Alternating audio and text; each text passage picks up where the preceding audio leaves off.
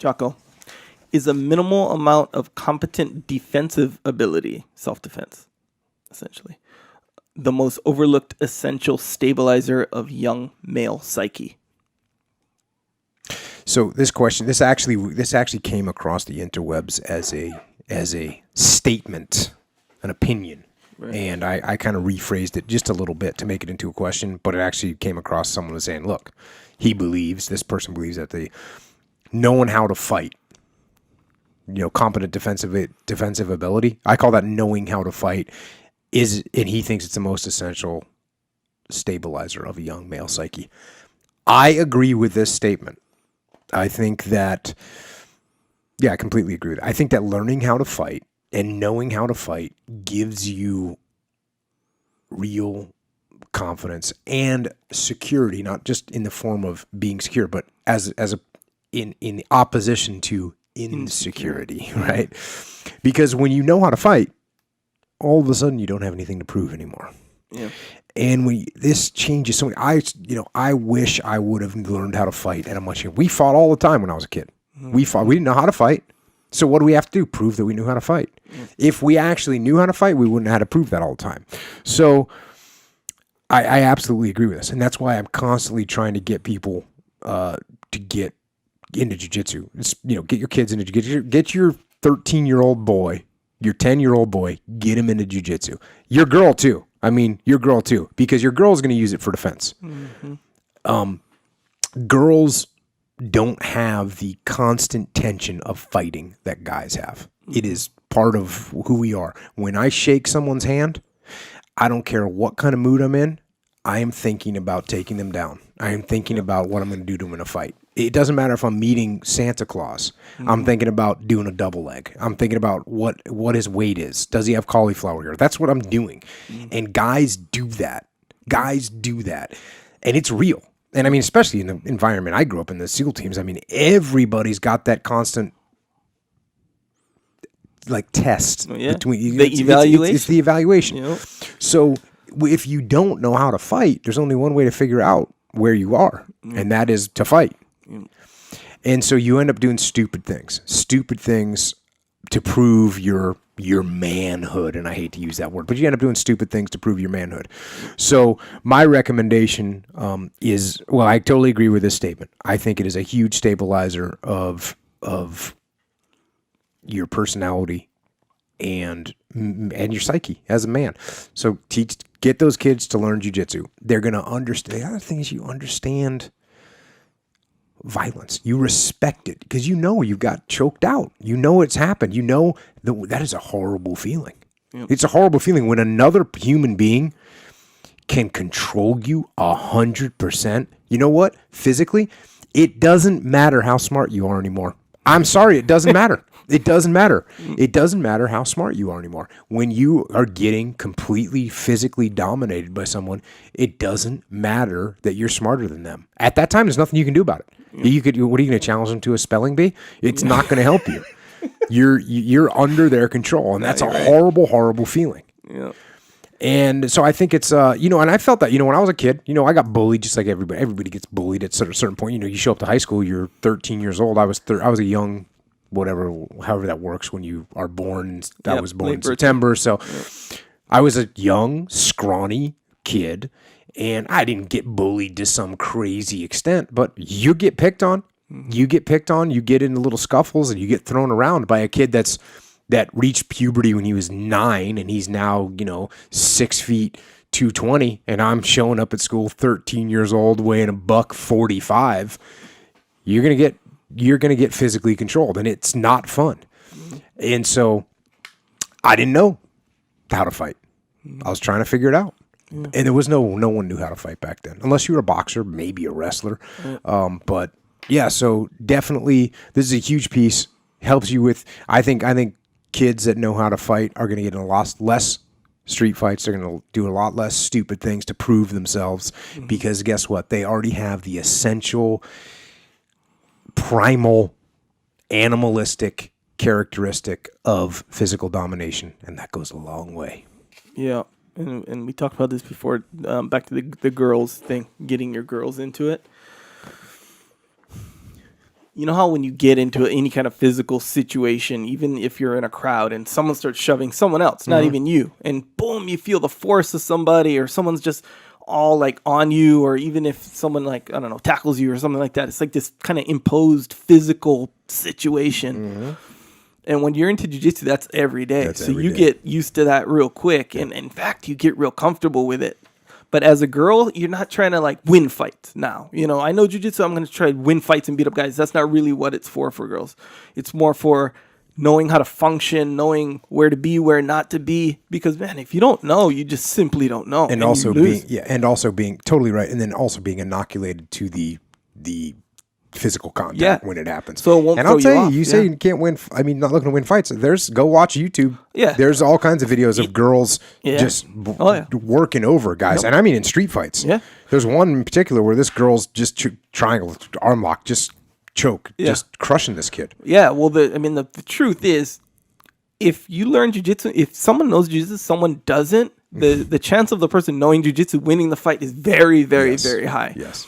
Even if you're a girl, it still applies to you. Of course, the girl's at a physical disadvantage because she's smaller, weaker, whatever. But like I said, jiu-jitsu is just this huge jump in, ability as far as fights go. And you know something else?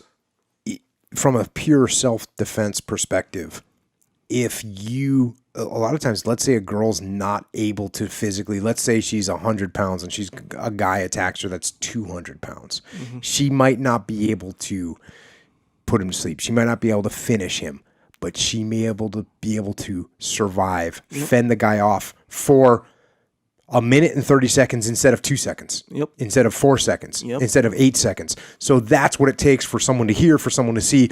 So every second counts. And if you know jiu-jitsu, I guarantee you, it's really hard to subdue somebody that knows some jiu-jitsu if you don't know anything. You are going to have a hard time getting control of them. They're going to be, and even if you're stronger than them, you'll be able to get a hold of them maybe eventually if they're a lot smaller and a lot weaker than you, but it's going to be a fight. And a lot of, you read a lot of stories when in self-defense situations, if the girl puts up a decent fight, the guy's not going to have any of it. He's going to realize that he's not looking for that. He's not looking for a fight. He's looking for something else. And so the fight begins. He backs off. So yeah, absolutely. It applies for girls as well. And there's just a certain level of confidence, and I've seen that, my son's had a couple little scuffles, a couple that I've witnessed too, where, he just was like not trying to have a problem until someone just grabs him and is obviously going to try and do something to him, and then that person's getting launched, like, hey, perfect judo, because you're going to how hard is it to judo throw somebody that doesn't know any judo or jiu-jitsu? It's so easy. So you see a kid fly through the air, hit the ground. You see my son, just like, there's no guard passing because the person doesn't even know what the guard is. So it's just straight to mount. And then once you're in mount, the person has no idea what's happening, and they're completely controlled and they're getting put to sleep. That's it. It's as easy as that. Yeah, and it's so funny how this is kind of the part that I forget actually every once in a while, where how you brought up when you shake someone's hand, you're always thinking about it or whatever. So that's the thing too. That's why it's almost like if you don't know jiu-jitsu, like, or for real fighting, there's not many out there, man. There's not many, but we'll just say if you don't know jiu-jitsu, you might fall into this trap by thinking, well, I might, you never know. He's not on all the time, or he might not be ready for this, or, I'll surprise him with this punch or something like this. And they won't give it its due credit. Nope. But the thing is, when you learn jiu-jitsu, bro, that's all you're thinking about. You're like, oh, fuck, I take this guy right here. 100% of the time. You can be laying in your bed with your wife, and she'll be like, hey, give me a hug. And you're like, let me get that underhook there. Yes, exactly. The whole time. So you can't really... To surprise a guy who knows jiu-jitsu, to surprise him is super hard. Like, you got to do from behind. I don't know. Even if you sneak up from behind, like, you know what to do from behind. You got to, like, I don't know, hit him or something really hard, knock him out one punch from behind or something like that. And it's really hard to knock somebody out with one punch from behind. So yeah, but that's so funny because that is how it is. Even as, like, a high level guy, you're still, like, it's always on your mind. Like, it's like you're walking around with this big, powerful, like, gun or something. Like, you're like, okay, who wants to get shot? Not that you want to shoot people specifically, but it's like this radar that's like, okay, who wants to get shot kind of thing. Because you're just ready. It's ready. You're just ready to do it the whole time. Yeah, and to me, honestly, it's so instinctive at this point. It's just part of every movement that you make. is thinking about that. And you ever had somebody that doesn't know jiu-jitsu, like maybe you haven't seen someone in a while? I've had that happen where I haven't seen someone for a while. Yes. And I mean 20 years. So they have no idea what jiu-jitsu is. We've gone completely different paths in our lives. And they like grab hold of you as if it was the old days and you were going to have a tussle. Yeah. And you're way ahead of them. yeah, it's just a 4-second, spirit crushing maneuver of death. Yeah. And you're happy to do it too, you know, because as an adult, like, I think anywhere past 26, 27 years old, it's hard to get away with like getting into a wrestling match in public or, somewhere outside of the match. That's interesting. You might not have known that. But I don't know. I think I speak for more people than just myself, but there's a part of your mind that kind of hopes it happens just with your friend, or something like that. Just so you can do it. It's like course. Always on your mind. Always hoping for a scrap. You know what? Ironically, back to the part where I was saying it's kind of hard to surprise a jiu-jitsu guy. Ironically, the easiest time to surprise a jiu-jitsu guy is on the mat if you're another jiu-jitsu guy. What you do is you play like, oh, we're just going light right now.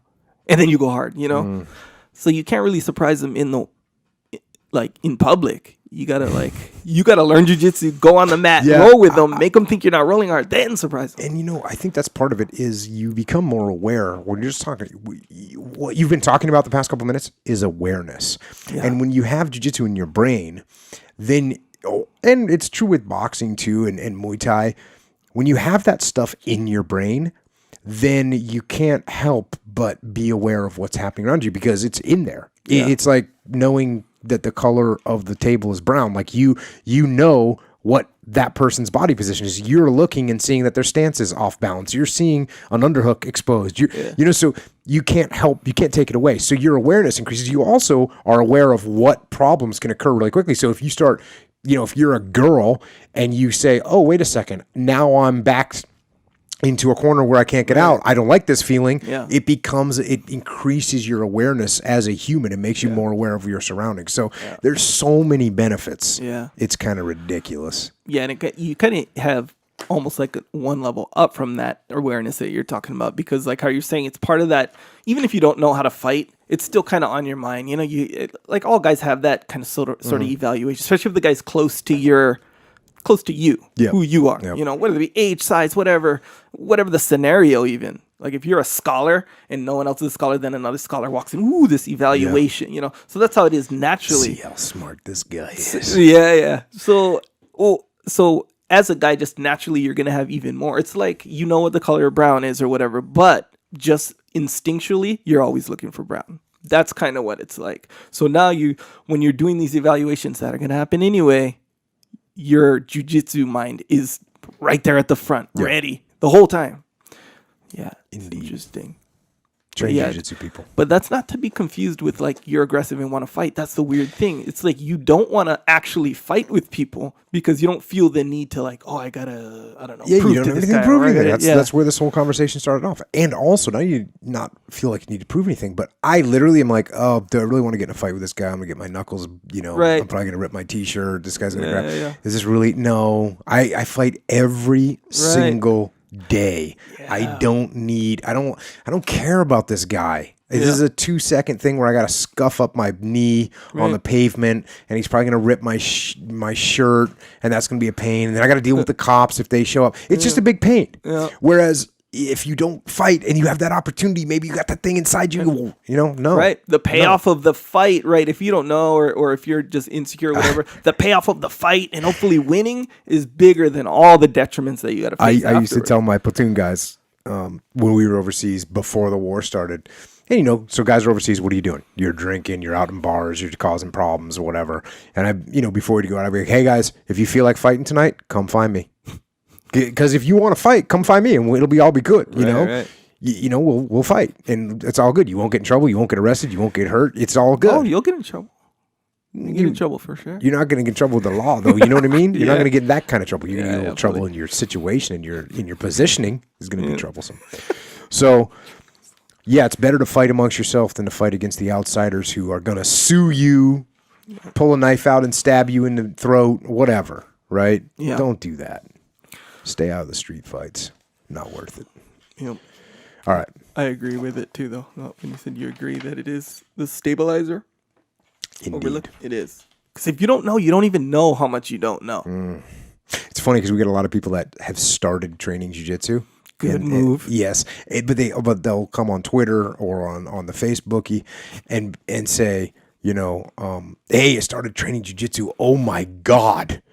I can't believe I need to train this all the time. I can't believe I got control. They always say how humiliating. Right. And sometimes they say humbling, but sometimes I think even when they say humbling, they actually mean humiliating. Because that's the weird thing. When you're walking around on the earth without the knowledge, you look at other people and you think, you know what? This guy knows jiu-jitsu. I heard this guy knows jiu-jitsu. It doesn't matter. I'm strong. I'm athletic. Just hit him in the neck. I'll just hit him in the neck, or even I'm just strong enough. He's not going to get how's he going to get my arm over there? Yeah. That's not going to work. Yeah. I'll just pull my arm back. Right. And then you get on the mat and you go, oh my Lord, I have no control over this situation. This guy is effortlessly making me submit over and over and over again.